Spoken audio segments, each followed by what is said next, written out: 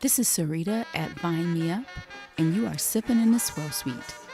I'm Leslie Freelo with Vino 301, and you are Welcome to the sipping Swirl in the Suite, Swirl everybody. Suite. Happy Tuesday, Tanisha. How are you? Hi, I'm Glennis, I'm and you cool. are sipping Good. in Yeah. Swirl Suite. Good. You are bright and And bushy-tailed again this week. Okay, we'll It's see. All right, we'll go with that. okay. All right. Guys, you can follow the Swirl Suite on Instagram, Facebook, and Twitter. You can follow all of our episodes on YouTube if you want to put your eyes on these brown faces, and you can follow us as a podcast on iTunes, SoundCloud, Stitcher, and Google Play. Everything she said. And you can follow Gummy's Glass on pretty much everywhere, right? Yes. Yeah. Yeah. Mm-hmm. Anywhere important, like Yeah. I'm in those places. Yes. And you can follow me at Vine Me Up pretty much everywhere. You are still up in this whiskey business. What is the deal? Yes. So listen, that is now like it's A official. thing. That's It's a just thing now. Wine and whiskey. It's I just love a it. thing. It's a thing. Listen, Whiskey Live Paris was amazing. Yeah. And I didn't even get to a lot of the stuff I wanted to get to. I just did American, a little bit of Scotch, and some Irish whiskeys. Did not get to the Japanese ones, the Indian ones. Did not get to the cognacs, the Armagnac. I really hadn't planned to go to the rum, so that was like a big thing. But from 1:30 to 7, I just, hit those few hard. Okay. Got some Scotch, bourbon, and a few Irish whiskey. Saw a couple people I knew that I didn't know that would be there. Made a couple connections, drank some cool things, and yeah. So like now, my love of whiskey is like up here. Yeah, that sounds great. Yeah. So I've been knee deep in wine lately. So last week I got my hands on 2 bottles of Audi's Provence Rosé. Yes, which was tell me. amazing. First of all, I'm shocked that I got my hands on 2 bottles because it's sold out everywhere. And Okay. DC and Virginia, like Maryland, they don't sell wine. So yeah, I found it at the DC location. The last 2 bottles. Okay. The associate told me that some guy came in that morning and bought 3 cases, and Wow. they weren't sure if they were going to get any more. So God bless you. Thank you. So Wow. I did write a blog post about it. Check out vinemeupdc.com, and Right. but it was That's pretty. real. Yeah, it was pretty good. I liked it. $8. Provence Rosé for $8. I mean, really. Nice. And then, I went to the Zacky's grand opening this Friday. Okay. So Zacky's is like, it's a wine shop, but it's sort of like an upscale wine shop.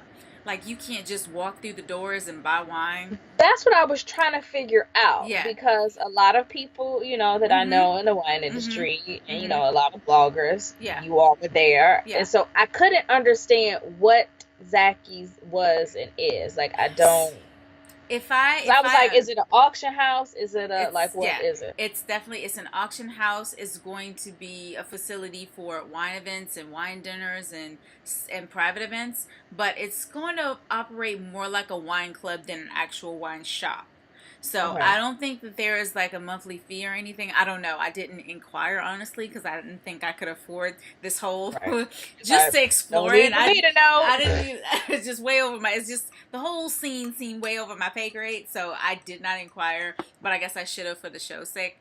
But there were 2 levels of tastings. There were Italian wines, French wines, and I think only 1 American wine. And guess where that came from?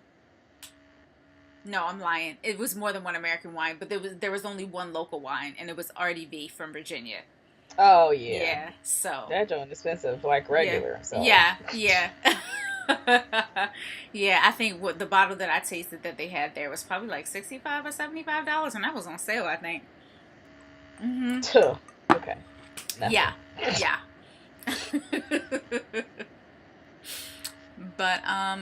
Yeah, it was interesting. First of all, there were 2 levels. Did I say that already? There were 2 levels of tastings, 2 floors, and they have Oh, like ooh la la. yeah, and somebody asked me earlier what was the highlight of my tasting. Well, for one, I was pretty tired that day, so I didn't taste all the wines.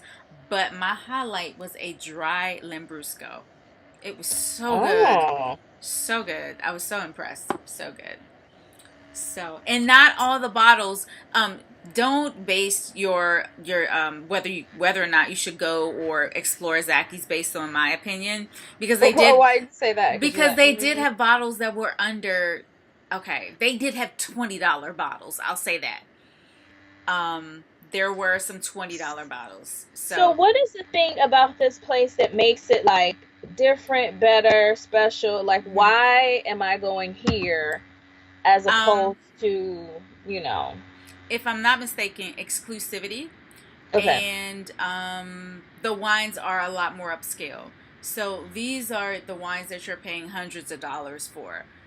But they are going to market people who pay $20 for their bottles too.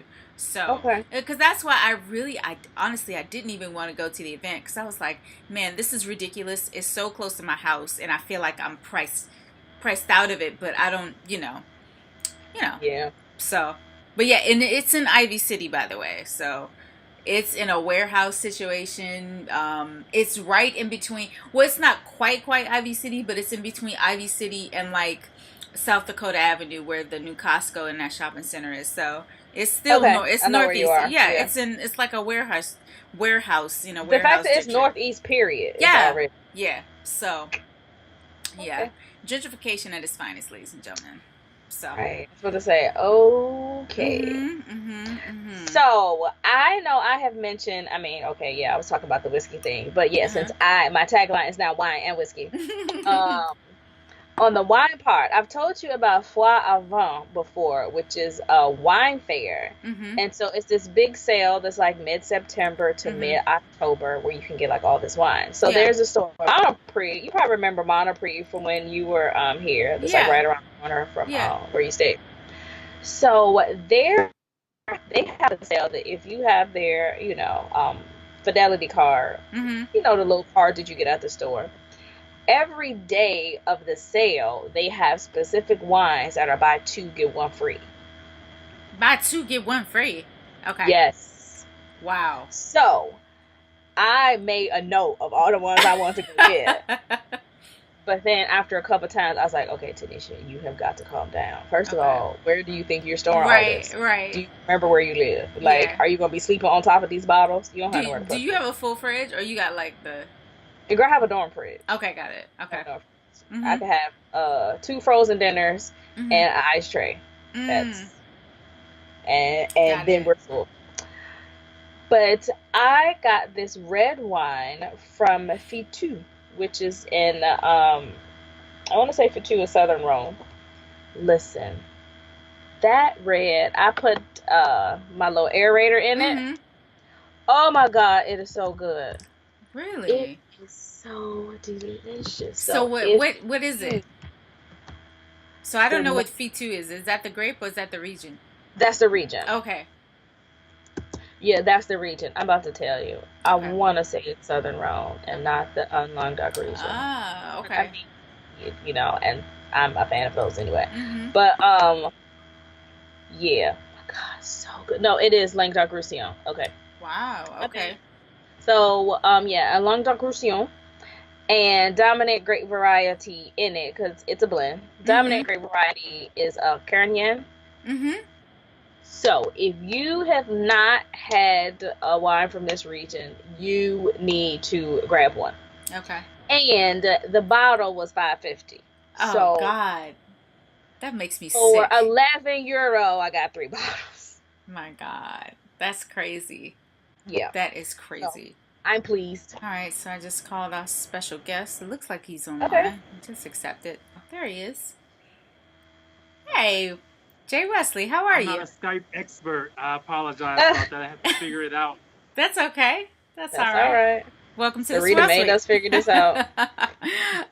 No None problem. of us like Skype for real. No, Oh, shut up. Welcome to the Swirl Suite, Jay. Yes, welcome. Thank you for having me. Mm-hmm. So please, introduce yourselves. Tell the people who you are. All right, I am Je'Wesley from Chicago, Illinois, born and raised. Woo! Oh, sorry. West Side, all day long. South side over here. Wild Hunnets. All right, back to the show. Sorry. I graduated from NIU in DeKalb, Illinois. But I left Chicago and went to Jersey City, left Jersey City for Brooklyn, came on over here to Atlanta, Georgia, left Atlanta, went to Houston, Texas, and Beaumont, Texas, and now I'm back in Atlanta, Georgia for the second time.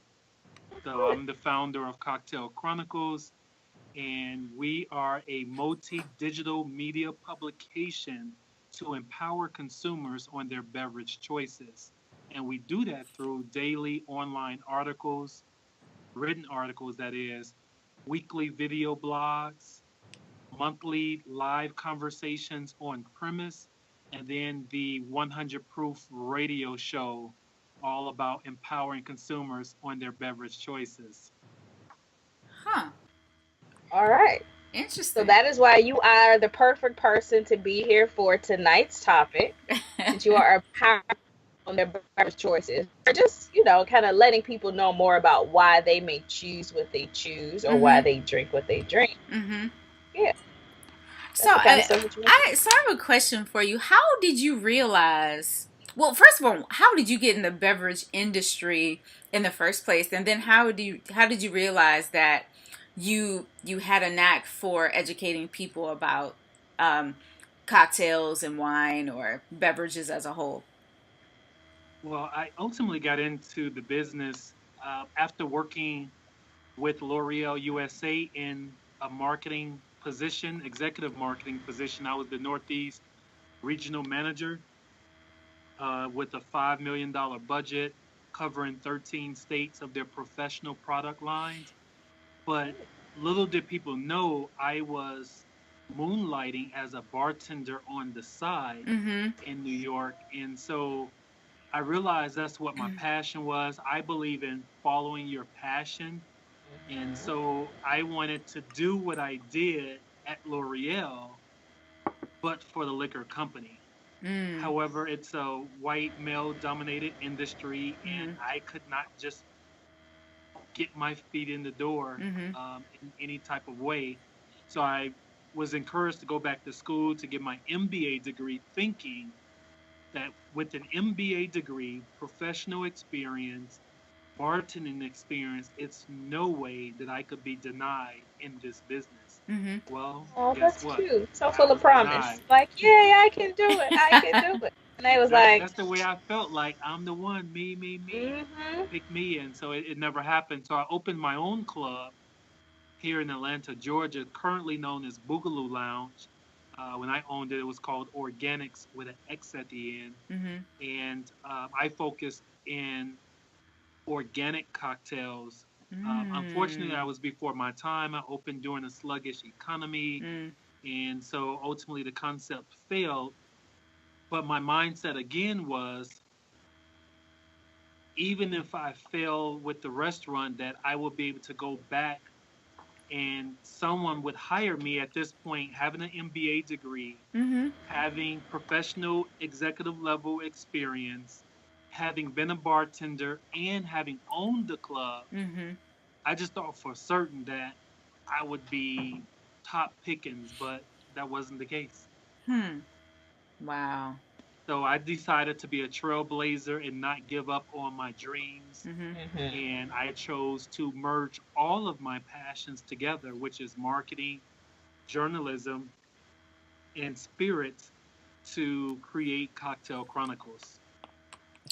Wow. What a great story. Right. A perseverance of, sticking to it, and just, having a dream and being like, you know what? This is what I'm supposed to do. I'm gifted. I'm off focus. So right So, now, yes. Cocktail Chronicles been in existence for 2 years, Mm-hmm. and we've grown to, depending on how you look at it, we could easily say over 150,000 followers. Oh wow. Okay. Um, so, and it's Yeah, let's look at it constantly, that way. Let's, Yeah, absolutely. yeah, let's look at it that way. Mm-hmm. yep. So, and how did 100 Proof come about? Why did you decide to start your radio show? Yeah. Right. So again, it's just the journalistic arm of it. I always wanted Cocktail Chronicles to be about journalism and education, and so um, I can't even remember what the other name was. There was another name. Actually, That's why this it is ain't the work out. third Can't name. even remember. Yeah, I can't even remember. But this was the third concept, and so the radio station that I'm with now, the Sensation Station Network, helped to develop this particular name. They wanted 98 proof. I was like, no, that Mm. I rather 100 proof. Hmm. So, the burn, the real burn. Oh, I don't want it.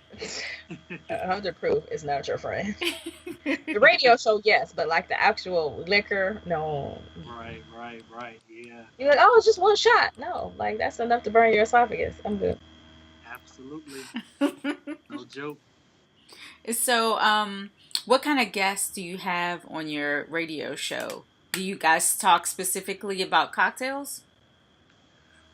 We do, but we'd like to talk about the sociological um, behaviors around drinking. So, for example, tonight's topic is cocktails and employers. What are the Hmm. written and unwritten rules of drinking with your Oh, superiors, your wow. peers, and your subordinates and clients? Mm.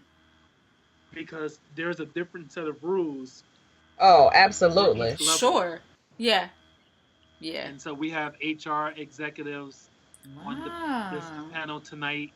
To answer your question further, we do have a segment called International Sips, and that's where we do a product review. We normally have someone to provide us the product, Mm-hmm. and I'll taste it and give my thoughts and opinion, and Mm-hmm. we break it Are down you to honest? drink. For the most part, I mean, most of the stuff is good. It's not too many drinks I run past that's really bad, but at least so far. Mm-hmm. Mm-hmm. But it's more so. It's a little bit more than me giving my opinion. It's more about uh, educating people Mm-hmm. on whatever it is. So tonight it's going to be whiskey. So I'm sipping on a little bit just with you Yes, all. we were just talking about whiskey. Yes. Yes. So while we'll talk specifically about this whiskey, we'll also get in a little bit to what whiskey is all about and what people should know about whiskey. All right. Which is an excellent segue to our show topic today of masculine and feminine drinks. Whiskey. Is that something that you think of as like a man's drink? Yeah, absolutely. I mean, And a strong, just for men kind of thing. Yeah, absolutely. And I was, interested in that subject topic because that's something that I have approached before. The other Mm-hmm. thing I do is the monthly events on premise around the country. And so we have talked about the stereotypes with drinking. So Mm-hmm.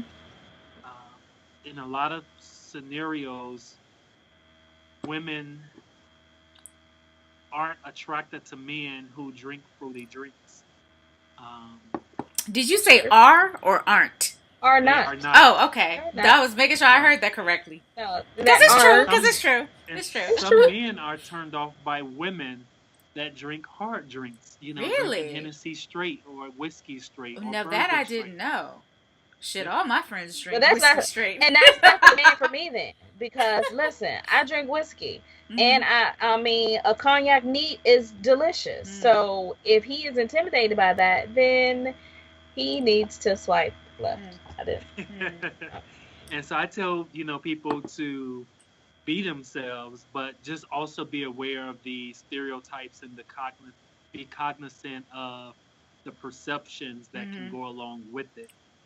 Yeah. So what is and that's what in is both vodka? scenarios. What is vodka considered, or does it determine what type of cocktail you're drinking? What cocktail Yeah, you drinking? I would To say me, vodka determines the cocktail that you're drinking. Huh. It's Okay. neither. It's probably one of the ones that's unisex. Okay. That's definitely fine, men and women. But many people don't drink vodka straight.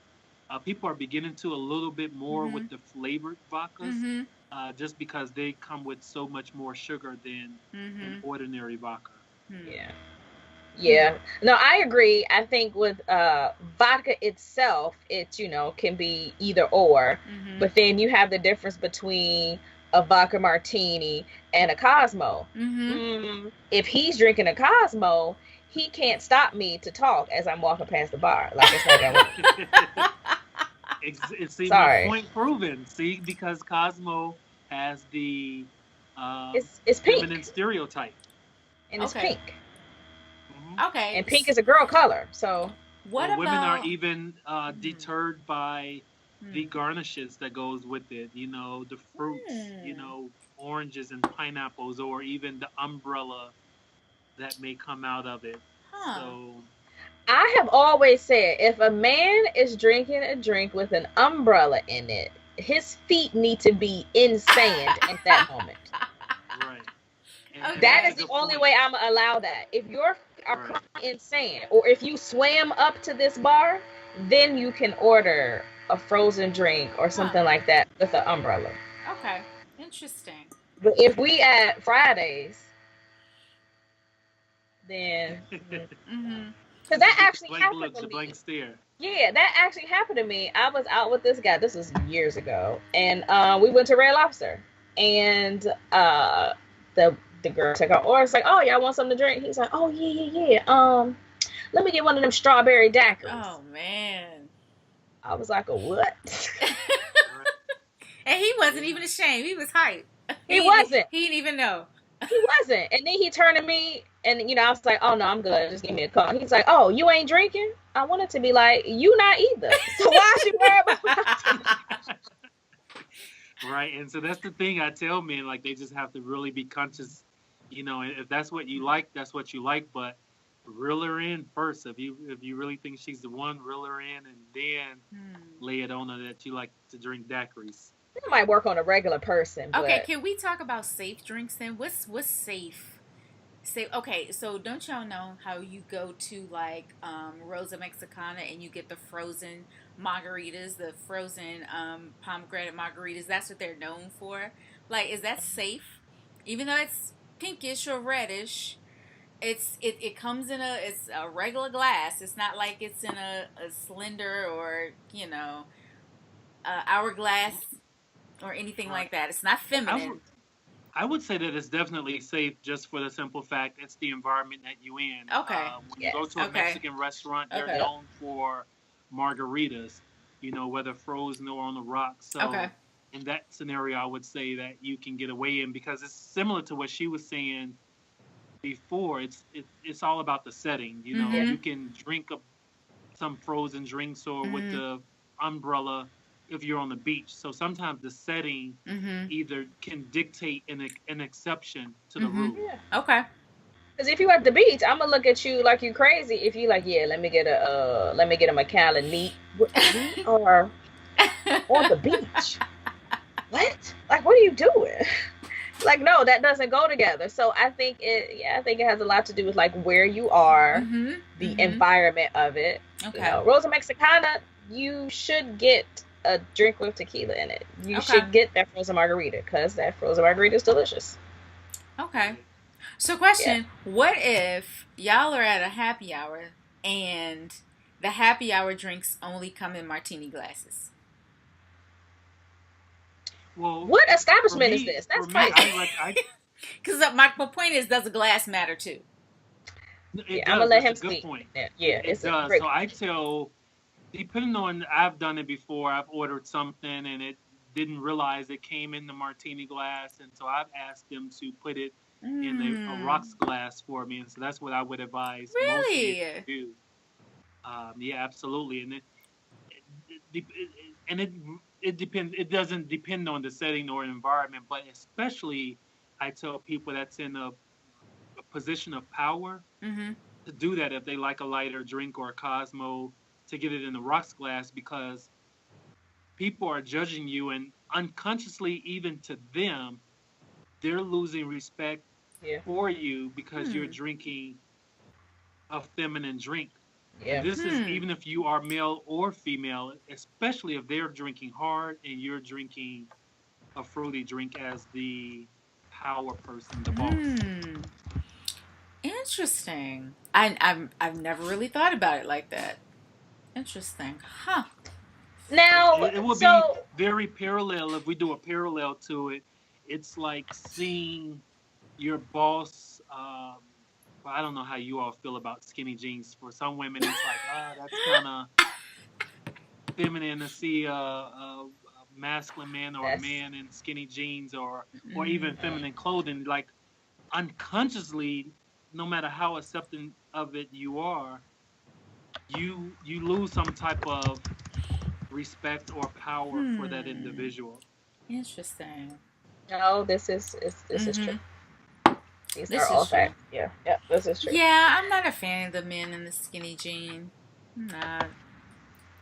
I had to get over it because that's what everybody wears. Oh, and I got my first pair, I must admit. So it's I Okay. I wore think them a couple everybody times. probably owns a pair, but I don't yeah. mind fitted, but like skinny jean, like I wear, y'all don't wear it that tight, do you? It can't be that tight. I don't know. It's called skinny jeans, and it's been an adjustment for me getting used to it. All right. One pair, I think one pair is enough. So But just ease into it, just get you one pair, and then maybe the fad will be over before you have to get your second pair. Got it. Now, we've been talking about it from a standpoint of us thinking of drinking things different or putting them in a different glass. Mm-hmm. Do you think that that's something we should do, or should we just be more able to drink what they want to drink and change our own thought process?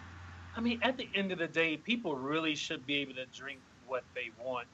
People like what they like. My thing and my job is, as a journalist, is to make people aware of the stereotypes, Mm-hmm. the perceptions that go along with it. And with you knowing that, you can make the best choices and decisions for yourself. Okay. For some people, it doesn't matter to them what others think. For others, it does. Mm-hmm. And it all depends on the setting, the environment, whether this is a date, whether I'm out with my boss, whether I'm out with my peers, whether I'm out with my family. Mm-hmm. How do you want to be perceived? What's the image that you want to leave with people? For some people, none of this makes a difference. Mm-hmm. For some, it's important that they know, even with clients, especially when you're talking about trying to close the deal. I tell people sometimes people think, oh, not drinking is the way. I'm like, one of the unwritten rules in corporate America is never trust a person without a drink. Ooh. Yeah. So you have to find ways around it because people aren't going to be comfortable Right. with you. It's almost, I've been that person before. I used to be real quiet, believe it or not, but people will be spilling their guts out, and then they look up and be like, Je'Wesley, you haven't said nothing. You like super quiet over there. And it creates an uncomfortness for them that I'm being quiet. Mm-hmm. The same thing happens when there's one person like not drinking. Another parallel to that would be, it's like a third person watching you have sex. Yikes. You're Well, like damn. either join, not too you're interested like in either that. join in or get Okay. out. Like, Yeah. Okay. That's gonna be a get out. But don't sit and watch. Yeah. All right. Okay. Oh, were you about to say something? Go ahead.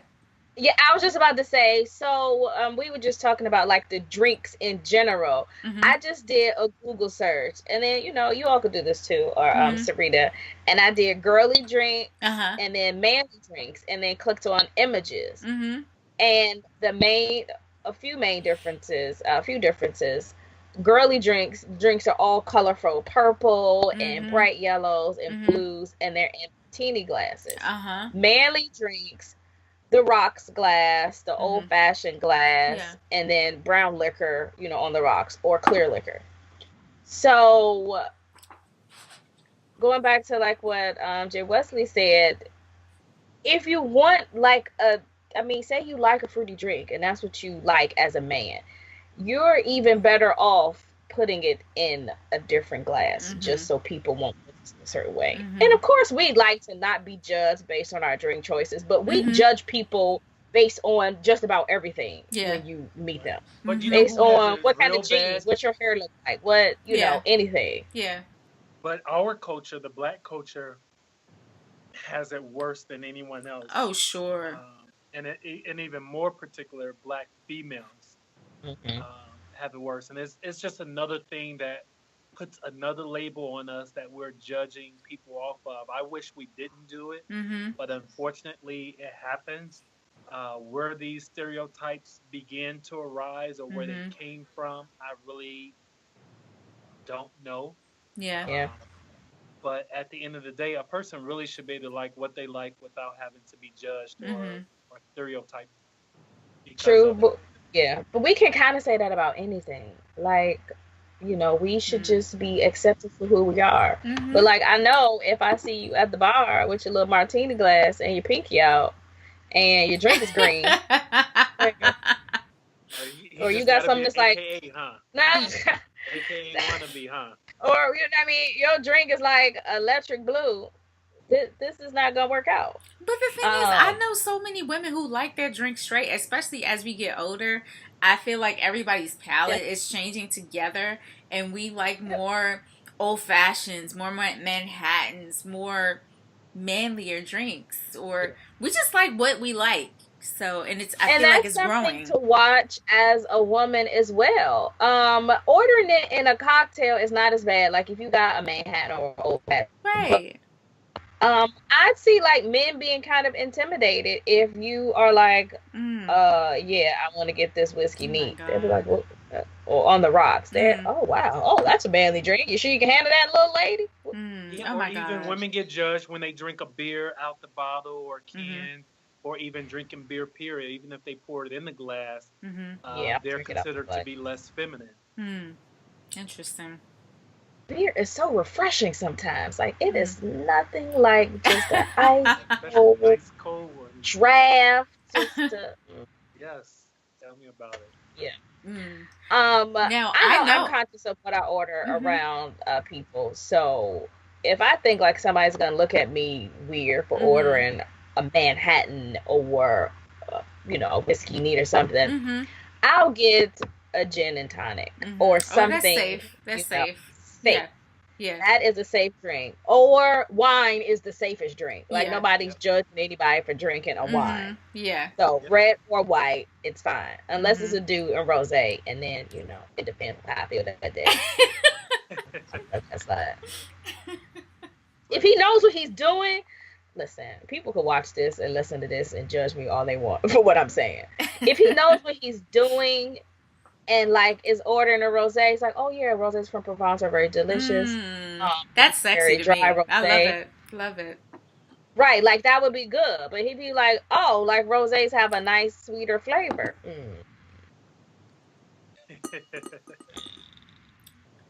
Then, well, I'm judging you. And the thing too, going back to the palate, is that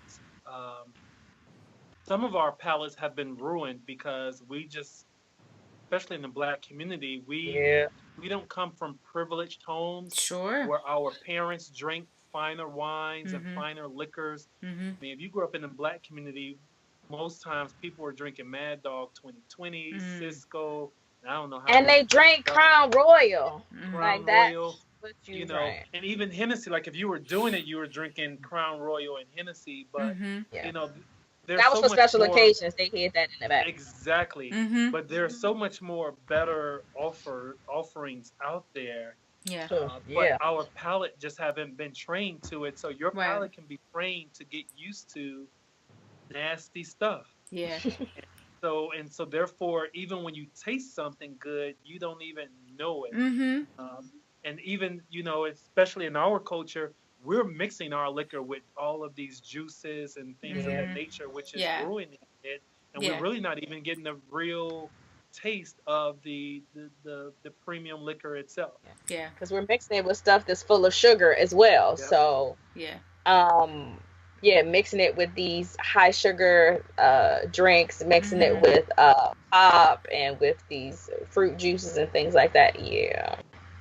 And blacks have more of a sugary palate than any Yes. Oh, other for race. sure. Yes. My God. Yeah. We have to have Mm-hmm. sugar in everything, from our Mm-hmm. Yeah. drinks to everything. Yeah. Yeah. I mean, if you think about what we drink and what we eat, it Mm-hmm. makes sense. Yeah. Yeah. Like, it makes total sense. But it is hard to get people out of that Mm-hmm. because people don't know. You have to ease out of that. Like, Yeah. you can't just drink something sweet and then drink something dry. You Yeah. need to drink something Right. less sweet, and then less sweet than that, and then less sweet than that, and then move into, So I have a Then question it's for a little y'all. bit harder to get out of too, because all of these liquor companies and soda Mm-hmm. companies are marketing it towards us, Yes. and so subliminally and hmm unconsciously, we're taking all of these messages in that we need these Mm-hmm. sugary Yeah. beverages, Yeah. and we go out and buy it. Yeah. Mm-hmm. So, question for you guys. Have you ever, what was the last time you sent a drink back, a cocktail back, and why? What was the reason why? Have I I try ever my done that? best not to do it. Why? I really do. And she mentioned Red Lobster. I was at Red Lobster last week, and I mean, I can't even remember what I ordered, but it was horrible. But I just went ahead and drank it. Having been a bartender, Mm-hmm. it was something that kind of aggravated me. Having been a bar owner, it Mm-hmm. kind of just rubbed me the wrong way. So I just kind of just stuck with it, and I try my best not to. So I'll just sip on it. Mm. Okay. Yeah, I'm not doing that. You're not sending a drink back? No, I am sending a drink Oh, back. okay. Okay. Yeah. I've sent wine back before because,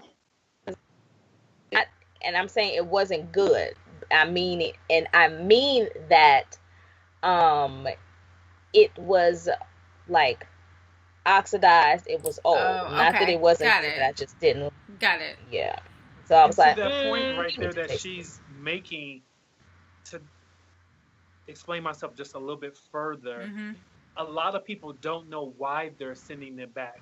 You Yeah. know, Yep. it doesn't taste good isn't a, a good enough answer for Mm-mm. me. You need to be able Yep. to Yeah, you got to explain, articulate that. Mm-hmm. exactly. And so how you explained that, I was like, sure, no problem. Like, I Mm-hmm. get it. And I Yeah. probably would say in the back of my mind, like, we did open this bottle like earlier this week, Right. Right. Right. And So I would definitely can't understand judge it. it. But people, this is not a sampling bar where you can just Mm-hmm. order this drink, sample it. Oh, I don't like that. You want to get the Right. next one. Oh, I don't like this. And this is what people do Mm-hmm. Yeah, in the that's right. bar. They want to try 2 or 3 drinks. We don't. That's not what we do. Mm-hmm. Yeah. Yeah. And then they only thing they can say is, I don't like it. It don't taste right. Mm-hmm.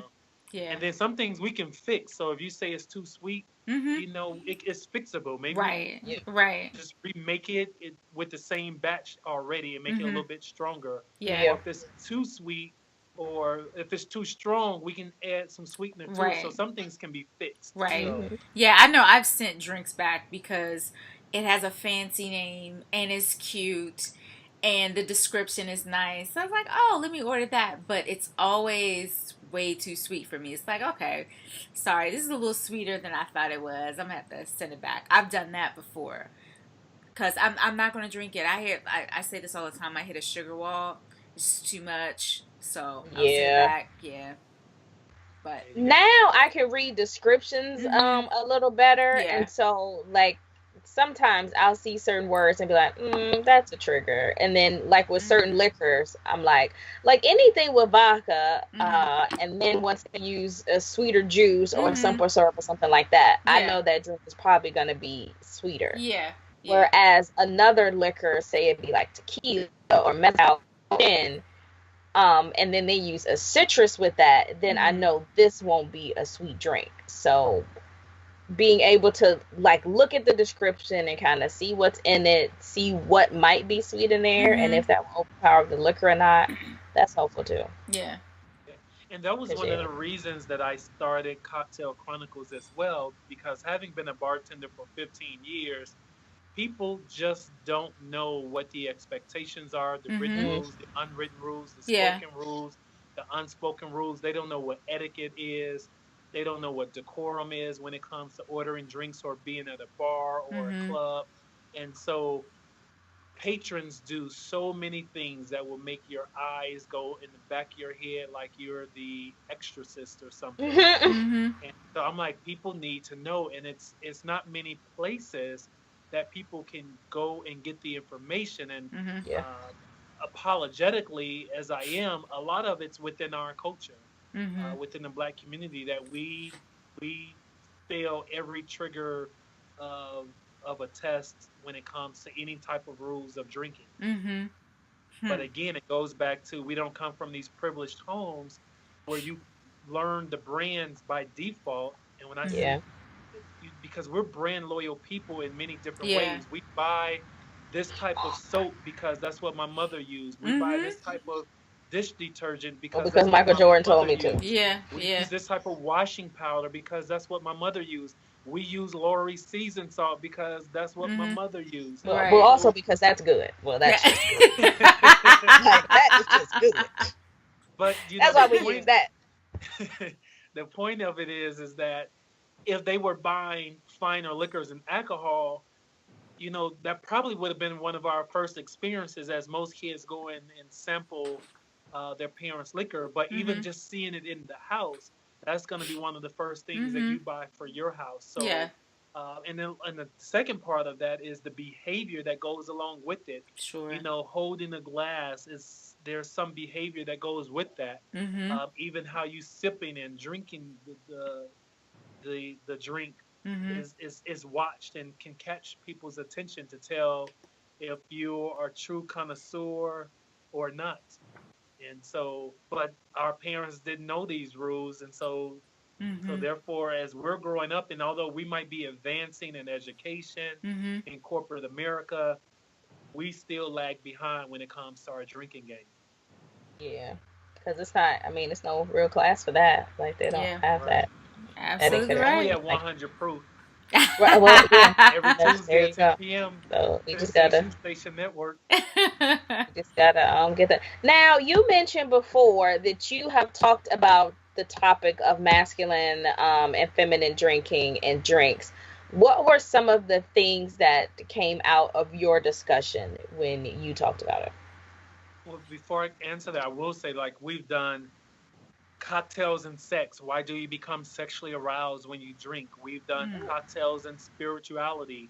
Can you sip and be Christian too? We've done cocktails and fitness. How can you drink and be slim trim? So those are just a few other topics we've done. But with cocktails and stereotypes, I think the subtopic was, does my sip spike your perception of me? It does. And so basically what came out of it is that people are judging, especially from a female to a male perspective. Men are being judged hard on what they're drinking, how they're drinking it. As you mentioned earlier, is that pinky finger up in the air as they take a sip.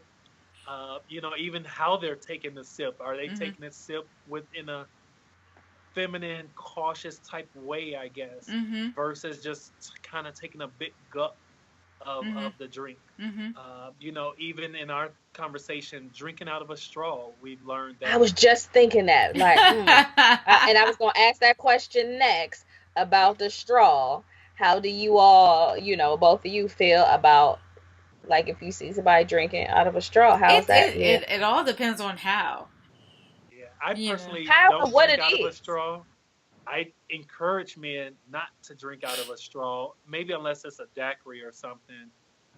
But I encourage them not to. But again, it's just unfortunate. It all goes back to the stereotypes and perceptions Your straws are Love weird. it. Well, Yeah. they're getting rid of plastic straws in some states because they're causing so much pollution and so much toxic air.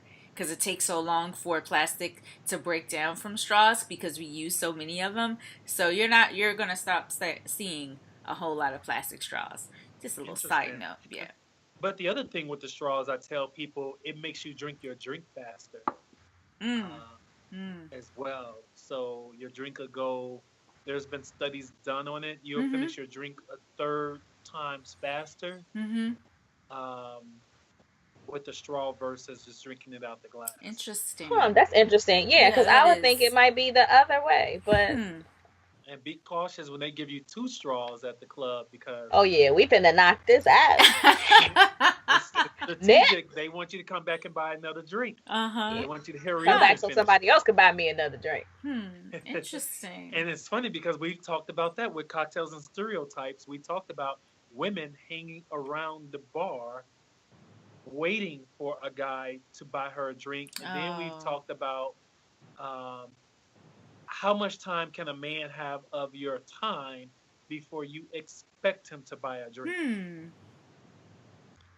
Hmm. I honestly, I was never that girl, so I don't know. I don't have the answer for that. So, um, Tanisha? I wasn't the girl that hung around the bar, but like if I'm there, I am counting on someone buying me a drink. And by counting on, I mean like I have only taken money, enough ATM money for a drink. So anything else Mm. has to be sponsored. How much time someone gets in mine, that depends on what he's talking about. Like I don't Like think if I he's owe trying you to holler anything. at you,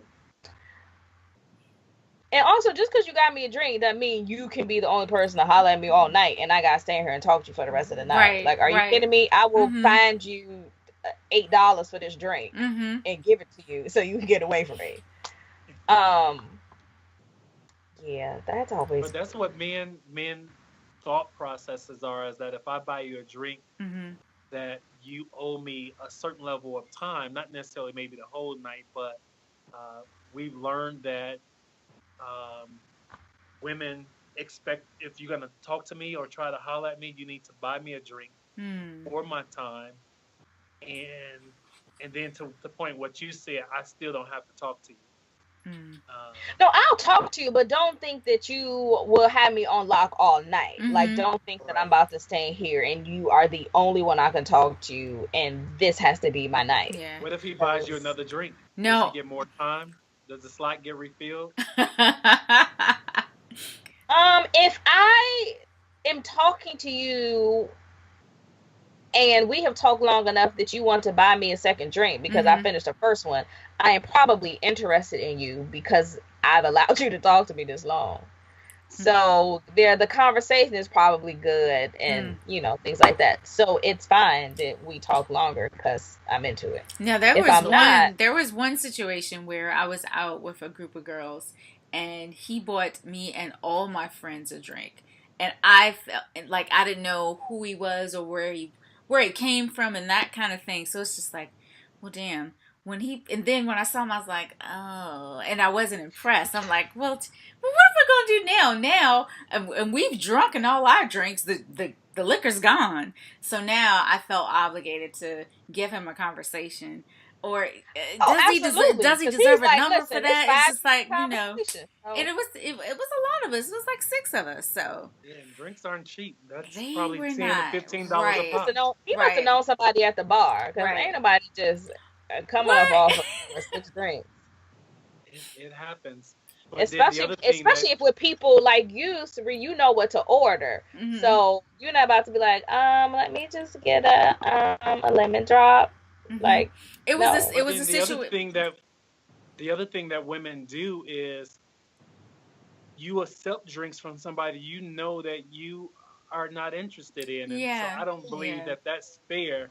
If you know just by at hello you're not interested in this guy, don't allow him to waste his money buy you a drink. Like that's not fair to him. And so women I mean, take we that know that's that a tough now. one. That's When a I was tough in my one. 20s, I ain't care. I'm like, I'm just trying to get drunk. Right. and somebody pay for it. Like, when thinking nothing past, am I drunk now? No. What do I need to get drunk? Drinks. Okay. Somebody needs to buy them. Like, that was it. I talked to anybody for 5 minutes. And I'm going to skate on about this conversation. Yeah, that's a tough one. That's a tough one. Thanks, sir. Drinking through a straw. This not working. Okay, so I have a question for you, Jay. To me, cocktails, like your first cocktail of the night, say you're out with your boys or your friends, you're at a party. To me, cocktails really kick off the evening and really set the mood for the night, kind of like a DJ. So what's something that you drink at the beginning of your night, and is there a particular song that sort of just puts you in that mood, that you're glad to be out, you're happy, you got your drink, and you got your song? What's that drink and what's that song? Got a drink and my two-step, my drink and my two-step. Okay, sorry. This wasn't even my question. Sorry. So, Tito's vodka is probably one of my first go-tos, and I do a vodka gimlet as one of my favorite drinks. So that's just fresh squeezed lime juice inside of the vodka. So with 2 little straws. No straw. On the rocks. If anything, shaken and just chilled. And so that'll definitely get me started. But I can really do any type of drink as long as I have something. So that's definitely important. As far as music, I'm told that my music is lame, but it'll probably be Brian McKnight or the song Tuesday, Going Up on a Tuesday. Oh, okay. Yeah, White Iverson. Yeah, definitely like one of those 2 songs are one of mine. I throw my hands in the air and I start screaming. That's when you know I'm having a good time. If I start screaming, oh. All right. Well, that works. For you, what drink is kicking your night off? Manly drink or girly drink? It really depends. Would you say? No, okay, never go with mine. Go ahead. It really depends on where I am and like the season. Like right now, it's still hot. So I've been on vodka and cranberries right now, and what vodka? Yeah, I've been on Tito's, but I do like Grey Goose. I had a vodka cranberry. Yeah, I like Grey Goose. I try to stick with Yeah, Grey Goose is good. I like Grey Goose. Yeah, that's been my basic, and I like a little bit of lime. You know, nothing too fancy, because depending on where I am, if I'm like out like a clubbish environment, I'm not ordering wine because your wine is usually trash. So trash, and you guaranteed to have an old glass of wine. And a headache the next day. So yeah. Tanisha, what about you? I don't know. It depends on where I'm going. Like, am I going out to dinner? Am I going like to a party? Okay, no, you're out. Okay, say you're out in DC. What you ordering? I'm probably ordering a gin and tonic. Okay. I'm like really on G&T's right now. Is Tanisha in DC? No, but she's just saying like an average place to just eat out. Here, I'm ordering something different because they be like, what? What do you want to drink? Do you specify the gin? Sometimes. Okay. It doesn't matter to you. So what if they just give you rail and that's okay? Oh no, we're not doing rail. Okay. Real gin is disgusting. That's why I always thought gin was gross, because drinking like, rail and Seagram's already mixed gin juice, when I was younger. And so I was like, well, this is terrible. Oh my God. But now I know better. So I can drink better. Do better. Know better, drink better. Know better, do better, drink better. So Wesley, I have a short game. We're not going to do all of these. So I have a short game. It's called cocktail coupling. So I'm going to give you a few celebrity couples, and you tell me what drink, as the bartender, what drink you would order the both of them. Okay. The first one is Angela Bassett and Courtney Vance.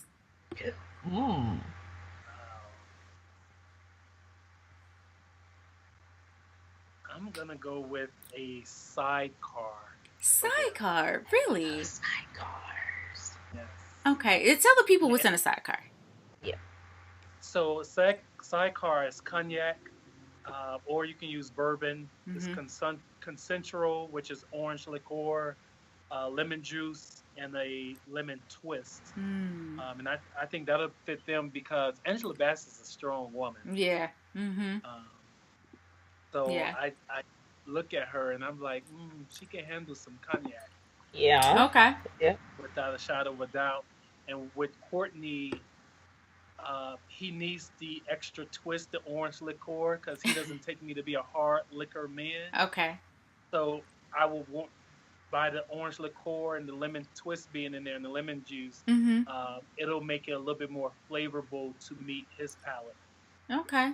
Okay. And All would you right. serve them both in the martini glass, or hers in a martini glass and his in a rocks glass?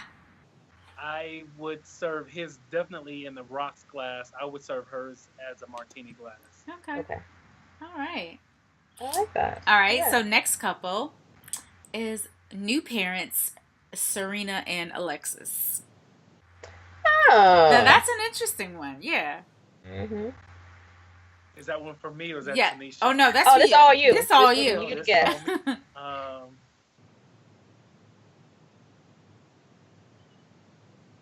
Serena doesn't take me to be much of a drinker. So I would probably stick with something more traditional Mm-hmm. for them. Mhm. And I think I would go with a margarita. I can see that because she loves tacos. So, Yeah, see, I didn't know that. yes. Yeah. crazy, On her right? I didn't know Snapchat, that. she's always talking about tacos. And her husband even like bought her jewelry in the shape of tacos. So I guess it's serious. So I that's would do very Texas fake. That's real margarita love. where they Yeah. add the orange liqueur on Mhm. it as well, Hmm. or the Okay. Grand Marnier. Okay. All right. Let's you're good at this. Let's do two more. Okay. Now here's one. Ellen DeGeneres and Portia de Rossi. Is that her wife? Yeah. Yeah. Ellen Oh, and they still Portia. together? Yeah. Ellen seems like a drinker to me. I don't know. She kind Yeah, of she does, but she definitely. seems like a beer drinker or like a whiskey drinker. Okay. Yep, and to that point, she does look like a drinker. She Mhm. definitely looks like she can down some beer. So I Mhm. would give her the penicillin. What's that? Penicillin Okay. is Scotch whiskey, lemon juice, honey syrup, fresh sugar, and single malt Scotch. And so I choose that because while she is a drinker, I don't think her wife is much as a heavy drinker as Okay. Ellen Yeah. is. So I'm making things that are comparable Mhm. for both. Yeah. Okay.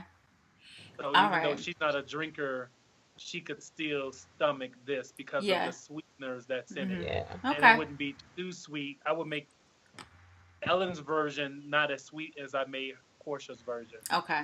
Got it. Okay. All right. So this is our last one. And Last people, couple. please don't come at me for saying this is a couple. But I'm if you're a coming. I'm bartender, coming for you. all Alright. right, Nicki Minaj, and Nas. That's it. Show's If- over. I If didn't you know and that their they were a bartender, couple. well, I don't know. They've been I been mean, together a lot, the y'all. last few, They've been it was some photographed IG a whole pictures and lot. some videos. So Yeah, they haven't come out individually as it being official, but ooh, I think it. So, if you were their bartender, what would you serve them? I'm going to go back real old school ghetto to an Okay. Incredible Hulk. Shut up! Are you serious? Yeah. Okay. that actually works too for both of them. Yeah, Mhm. and I think they would Yeah. mess with it. Yeah. Yeah, they both absolutely would. Yep. So, Wow. Yeah. Oh, You're you're good at this. Very good. You were very good at Yeah. that. Good at That was this. fun. thank you. Okay. Well, Jay, thank you for joining the Swirl Suite. This was Thank you. fantastic. This was so fun to talk cocktails with you. My pleasure, my pleasure. Be sure to tune in and watch me tonight on the Sensation Station Network. So you can go to Facebook, go to the Sensation Station Network, and you can watch live 10 p.m. Eastern Standard Time. Sip and Share Wine, and you are sipping in the Swirl Suite. I'm Sukari with The Color of Wine, and you are sipping in the Swirl Suite.